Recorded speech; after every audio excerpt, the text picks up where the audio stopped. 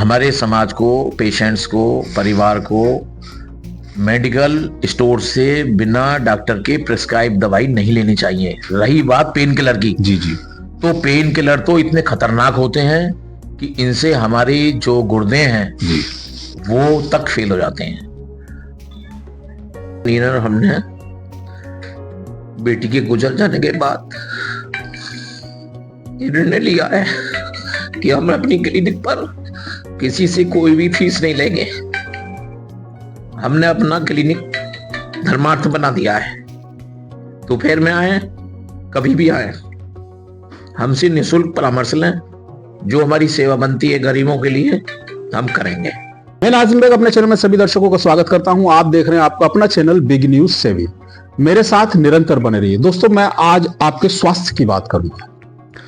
मैं आज आपके हार्ट की बात करूंगा, क्योंकि हम आमतौर पर देख रहे हैं और सुन भी रहे हैं खबर निरंतर कि आज हार्ट अटैक से उस युवा की मौत हुई, आज हार्ट अटैक से उस सीनियर सिटीजन की मौत हुई। ये हार्ट अटैक इतनी कम उम्र में क्यों आ पा रहा है, ये सारी जानकारियां हम करेंगे हमारे नगर के प्रसिद्ध चिकित्सक डॉक्टर अशोक वार्ष्णेय से कि किस तरीके से हम इसको रोकथाम भी कर सकते हैं और किस तरीके से हम घरेलू उपाय भी कर सकते हैं। अगर इस तरीके का हमारे लक्षण पता पड़ते हैं तो क्या हमें करना है, किस तरीके के ख्याल रखना है, क्या परामर्श करना है, ये सारी जानकारियां हमारे साथ हमारे पास बैठे हुए डॉक्टर अशोक वार्ष्णेय बताएंगे हमें कि आप अपने स्वास्थ्य का ख्याल कैसे रख सकते हैं और अपने जो दिल धड़कता है, हार्ट धड़कता है, उसका ख्याल कैसे रख सकते हैं। तो डॉक्टर साहब, हम अपने चैनल में खैर मकदम और स्वागत करते हैं आपका। Thank you. अब हम सबसे पहले मैं आपके चैनल और आपको धन्यवाद देता हूं कि आपके चैनल के माध्यम से इस तरह की बातें समाज में जाएं, बच्चे बुजुर्ग उनको किस तरह से रिलीफ मिले इस ठंड में। अच्छा डॉक्टर साहब, हम सबसे पहला सवाल हमारा यही है कि ये जो हार्ट अटैक है अब कम उम्र में है, हम देख पा रहे हैं, क्यों आ पा रहे हैं और क्या इसका रोकथाम हो सकती है? आजकल जो यंग बच्चे हैं जी जी जी, उनमें हार्ट अटैक ज्यादा मिल रहा है, जिसका कारण हमारे अध्ययन से मालूम पड़ा है कि अभी अभी कोरोना काल निकला है। जी जी, उस कोरोना काल में जो जो चीजें हमें मालूम पड़ गई हैं WHO से, यूनेस्को से कि भी ऐसा हुआ है, ऐसा हुआ है, लेकिन लग रहा है कि इस कोरोना का हमारे शरीर पर प्रत्येक अंगों पर जी जी, इसका प्रभाव पूरा है। सबसे ज्यादा हमारे लंग्स पे पड़ा था, तो उसमें डेथ काफी हुई थी। उस अध्ययन से यूनेस्को और WHO ने ये कह रहे हैं, बता रहे हैं कि इसका प्रभाव प्रत्येक अंग पर पड़ा है। हमारा जो सेकंड नंबर पर हमारा जो हृदय आता है, हार्ट आता है, हार्ट पर भी पड़ा है। और जितनी भी डेथ, ये यंग डेथ हो रही है, ये कोरोना की वजह से उनका साइड इफेक्ट है। आपने देखा होगा कि जिम करते हुए, ये एक्सरसाइज करते हुए, सफर करते हुए, या शादी वैवाहिक कार्यक्रमों में डांसिंग करते हुए, करते में जरा सा भी शरीर को एक्सर्शन मिला जी, और हार्ट कोलैप्स कर गया। तो ये कोरोना का हो सकता है। लोग कह रहे हैं कि वैक्सीन से है, लेकिन मेरा ये मानना है, मैं अध्ययन में मैं बुक्स वगैरह पढ़ रहा हूँ और WHO की और यूनेस्को की सब मैं रिपोर्ट्स पढ़ता हूँ। उस वैक्सीन से कुछ नहीं हुआ है। वैक्सीन जैसे नॉर्मली बात, वैक्सीन से तो उसका बचाव हुआ है, लेकिन ये जो प्रभाव पड़ रहा है, लोगों के बीच में गलत धारणा जा रही है कि वैक्सीन से ऐसा हो रहा है, लेकिन ऐसा नहीं है। ये कोरोना का साइड इफेक्ट है। जैसे भोपाल में गैस त्रासदी हुई है, उसके कॉम्प्लिकेशंस आज भी वहां पर हैं। तो ये जो हार्ट पे है, ये कोरोना का ही साइड इफेक्ट है। अब जैसे जाड़े चल रहे हैं, इस समय बुजुर्गों को, बच्चों को इस ठंड से बचना चाहिए। अच्छा, अभी हमने देखा था कि एक छोटी सी बच्ची स्कूल में जा रही थी और उस क्लास तक पहुंचते पहुंचते वो टेबल, अपने डेस्क उस पर टेबल पर बैठती है, वहीं उसको हार्ट अटैक हो जाता है। ये भी बच्चों में भी, हाँ, ये भी कोरोना का साइड इफेक्ट है। ये भी कोरोना का साइड इफेक्ट है। और जो हमारा खान पान है आज बहुत बिगड़ गया है। कोई भी चीज, सब्जियों में, दूध में, कोई भी चीज ऐसी नहीं मिल रही है प्रॉपर वे में कि हमें प्योर मिल जाए। अब देखिए, सब्जियों में भिंडी है, बैंगन है, जी, बिना कीटनाशक मतलब कीटनाशक दवाइयों के हो ही नहीं रही है। मेरी कई बार वो कई बार दवाएं करनी पड़ती हैं उसके कई लिए। बार मैंने जो किसान है इसको उगाते हैं, मैंने उनसे भी बात की है कि भाई ऐसा क्यों करते हो। बोले सर बिना कीटनाशक पदार्थ के ये होंगे ही नहीं, और जब होंगे ही नहीं तो हमारे बच्चे भूखे मर जाएंगे। तो हम भी तो खाते हैं इन चीजों को। तो आजकल हमारा खान पान इतना बिगड़ गया है। पहले गोबर की जो खाद लगती थी उससे कोई साइड इफेक्ट नहीं था, आज यूरिया है, केमिकल्स लग रहे हैं, इनकी साइड इफेक्ट। दूध है, दूध में आज मेरी ख्याल में 20% जो भैंस गाय हैं उनको ऑक्सीटोसिन के इंजेक्शन लगाए जा रहे हैं, जो कि वैन है जी।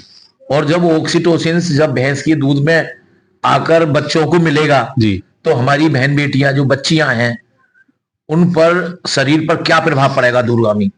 जब वो मैच्योर होंगी, जब उनकी डिलीवरी का समय आएगा तो उस ऑक्सीटोसिन से बहुत प्रभाव गलत पड़ता है। आजकल देखा होगा नॉर्मल डिलीवरियां नहीं हो रही हैं जी। उनका कारण यही है कि ऑक्सीटोसिन उनके शरीर में शुरू में ही इतना चला जाता है, उस ऑक्सीटोसिन का दूरगामी प्रभाव पड़ता है हमारे शरीर पर, हमारे ऑर्गन्स पर। कैंसर भी इसी चीज की देन है कि हमारे जो केमिकल्स जो आ रहे हैं और दूध में ऑक्सीटोसिन आ रहा है तो वो दूध भी हमारे लिए नुकसानदायक है। आजकल देखा होगा मार्केट में आपको कि दूध जो है केमिकल से बनाया जा रहा है। जी जी। ये बड़ा सोचनीय विषय है, बड़ा हमारे समाज के लिए बड़ा सोचनीय विषय। अच्छा, एक हम ये माने कि आज मौका भी नहीं मिल पा रहा, जैसे देखते हैं हम कि हार्ट अटैक, हार्ट में दर्द होता है और चिकित्सक पहुंच भी नहीं पाते हैं, तब तक उनकी डेथ हो जाती है। तो ऐसा भी बड़ा स्टेज तेज चल रहा है, क्या कह सकते हैं इसको साइलेंट मौका भी नहीं मिल पा रहा। हाँ, इसको साइलेंट अटैक कहते हैं जी। कि उसमें अटैक आया और पेशेंट के अटेंडेंट को, परिवार के लोगों को पता ही नहीं पड़ पाई कि क्या हुआ। सबसे सोचते हैं कि बच्चा है, हो सकता है कि जो है मक्कड़ बना रहा होगा। जी। वो देखते हैं, डॉक्टर के पास ले जाते हैं, जब तक बहुत देर हो चुकी होती है, डॉक्टर जब तक डायग्नोज बनाता है जब तक बहुत देर। और ये जो चीजें हैं ये जाड़ों में बढ़ जाती हैं। अच्छा, हमने देखा भी है कि आज के दौर पर, आज के दौर में हर घर में डॉक्टर मौजूद है।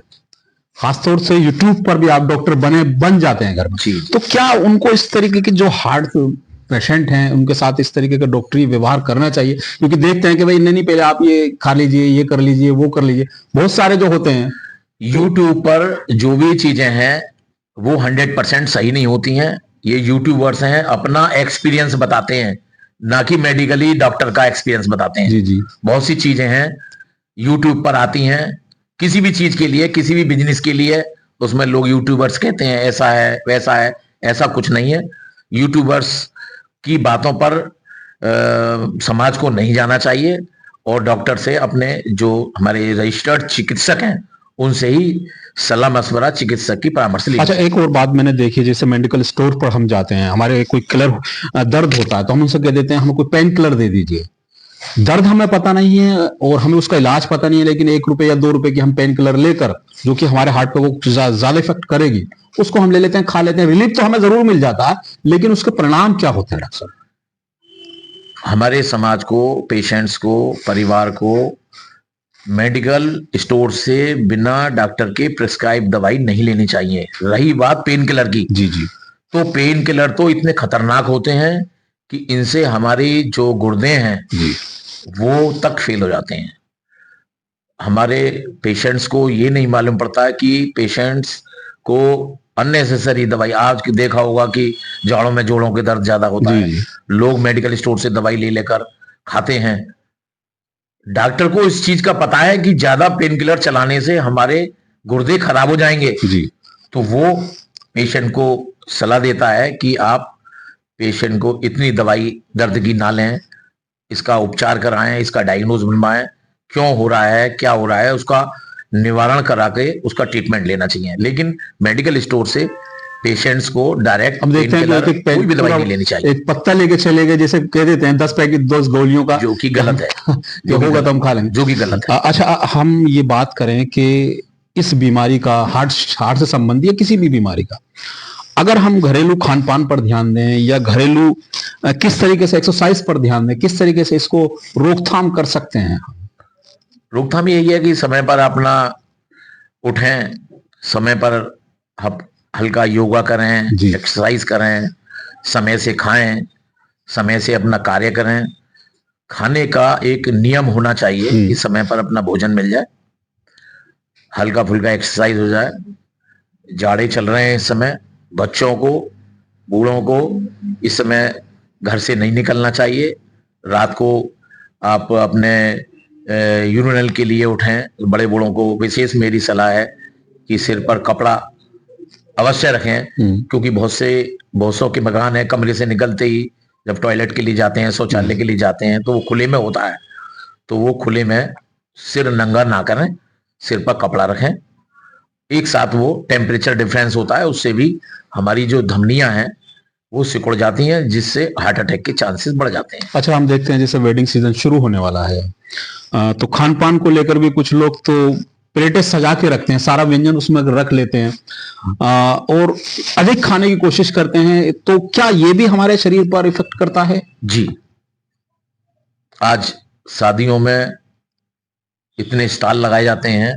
वो स्टॉल इसलिए नहीं लगाए जाते हैं कि आप ही सब स्टॉल में से सारे खाएं। आप ही खाएंगे। वो स्टॉल आपकी मान सम्मान में रखे गए हैं कि आप अपने सुरुचि भोज लें, आप अपनी इच्छा का लें, जिसको जो पसंद है, जिसको जो पसंद है। ऐसा नहीं है कि आप शुरू से लग गए आखिर तक कि सारे स्टॉलों पर घूमना, सभी अपने का टेस्ट लेना है। अपने चॉइस से, अपने शरीर के हिसाब से, अपनी ताकत के हिसाब से। आप बुजुर्ग हैं तो आप अपने हिसाब से सेलेक्ट करें जी। हल्का भोजन लें, सुपाच्य भोजन लें। ये तो आपके मान सम्मान में इतने व्यंजन बनाए गए हैं कि आपके मान सम्मान में कोई कमी ना हो। तो इसलिए सबों को ये ध्यान रखना चाहिए कि हमारा शरीर डायबिटिक है तो मीठा ना लें, हम रीनल इन्वॉल्वमेंट है तो हम नमकीन भोजन ज्यादा ना लें। सोचते हैं कि शादी ब्याह यार आज तो मीठा खा ही लो, हाँ, तो कोई दिक्कत नहीं है। वो अपने शरीर के हिसाब से अपना भोजन करें। अच्छा डॉक्टर साहब, क्या कहना चाहते हैं हमारे चैनल के माध्यम से आप उन लोगों से जो आपको सुन पा रहे हैं, किस तरीके से आप घर में, परिवार में स्वस्थ रह सकते हैं और स्वस्थ उनको करा सकते हैं, एक्सरसाइज के माध्यम से हो, या किस तरीके से आप उनको कंसल्ट देना? पहले मैं बुजुर्गों के लिए और बच्चों के लिए यही सलाह दूंगा कि इस समय बच्चों को और बड़े बुजुर्गों को घर से बाहर ना निकालें। धूप आती है, धूप में उनको दिखाएं, बहुत जरूरी है। बच्चों की, स्पेशली बच्चों की और बूढ़ों की मालिश अवश्य होनी चाहिए। हमारे आयुर्वेद में स्नेहन का शब्द आया है, तो उसको अवश्य करें, मालिश करें। मालिश करने के बाद में बच्चों का, बुजुर्गों का और प्रेग्नेंट लेडी का, वो सॉरी प्रेग्नेंट नहीं, आफ्टर डिलीवरी, इन तीनों की स्नेहन बहुत जरूरी है। हमारे ग्रंथों में ये क्लियर कट लिखा हुआ है कि आफ्टर डिलीवरी महिलाओं की पहले जमाने में बहुत मालिश हुआ करती थी, जो कि आज नहीं हो रही है, जिसका दुष्परिणाम ये होता है कि आफ्टर डिलीवरी महिलाओं में जोड़ों के दर्द ज्यादा मिल रहे हैं। इसलिए मैं ये कहूंगा कि आफ्टर डिलीवरी कम से कम 6 महीने तक आफ्टर डिलीवरी महिलाओं की मालिश अवश्य होनी चाहिए। बच्चों की भी 5 साल तक अवश्य मालिश होनी चाहिए, बड़े बूढ़ों की भी। मालिश से क्या होता है, हमारे आयुर्वेद में वात पित्त कफ 3 चीज होती हैं। हमारे मालिश से हमारे शरीर में जो वात प्रकोपित होती है, चाहे वो आफ्टर डिलीवरी हो रही हो, चाहे वृद्धावस्था की वजह से हो रही हो, चाहे बच्चों में हो रही हो, तो ये वात का नाश होता है। वात जो प्रकोपित हमारे शरीर में हो रही है, उसका वात का नाश होता है स्नेहन से। तो इसलिए इन तीनों की अवश्य मालिश करनी चाहिए। मैंने अक्सर देखा है कि बच्चे मेरे पास आते हैं, मैं कहता हूं कि बच्चा रो रहा है, निमोनिया हो गया है। निमोनिया नहीं हो गया इसे, इसकी लैट्रिन की जगह देखिए, इसकी लैट्रिन की जगह देखिए।